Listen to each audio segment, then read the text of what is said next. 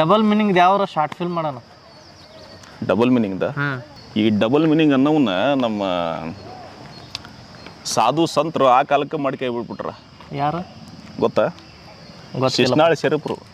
ಅವರ ತತ್ವ ಪದಗಳಿದ್ದು ತರವಲ್ಲ ತಗಿ ನಿನ್ನ ತಂಬೂರಿ, ಸೋರುತಿ ಹುದು ಮನೆಯ ಮಾಳಿಗೆ. ಇವು ಆ್ಯಕ್ಚುಲಿ ಡಬಲ್ ಮೀನಿಂಗ್. ಹೇಳ್ತಂಗೆ ಕೇಳ.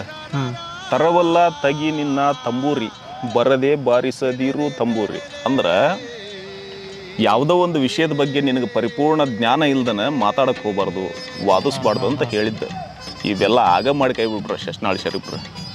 ನಾವೆಲ್ಲ ಈಗ ಇವನ್ನ ಈ ಸೋಷಿಯಲ್ ಮೀಡಿಯಾದಾಗ ಸಿನಿಮಾಗಳು ಆಮೇಲೆ ಕನ್ನಡ ರಿಯಾಲಿಟಿ ಶೋಗಳ್ನಾಗ ಡಬಲ್ ಮೀನಿಂಗ್ ಇರೋ ಮರ್ಯಾದೆನ ತೆಗೆದು ಆ ಹೆಣ್ಮಕ್ಳನ್ನ ಚೇಡ್ಸಾಕೆಲ್ಲ ಉಪಯೋಗಿಸಿ ಡಬಲ್ ಮೀನಿಂಗ್ ಅನ್ನೋದಕ್ಕೆ ಮರ್ಯಾದೆ ಇಲ್ದಂಗೆ ಮಾಡಿಬಿಟ್ರ. ಇದೆಲ್ಲ ಡಬಲ್ ಮೀನಿಂಗ್. ಆವಾಗ ಮಾಡಿ ಕೈ ಬಿಟ್ಬಿಟ್ರ. ತರವಲ್ಲ ತಗಿ ನಿನ್ನ ತಂಬೂರಿ, ಇದು ಬರದೆ ಬಾರಿಸದಿರು ತಂಬೂರಿ. ತರವಲ್ಲ ತಗಿ ನಿನ್ನ ತಂಬೂರಿ, ಸ್ವರ ಬರದೆ ಬಾರಿಸದಿರು ತಂಬೂರಿ. ಸರಸ ಸಂಗೀತದ ಕುರುಹುಗಳರಿಯದೆ ಬರಿದೆ ಬಾರಿಸದಿರು ತಂಬೂರಿ.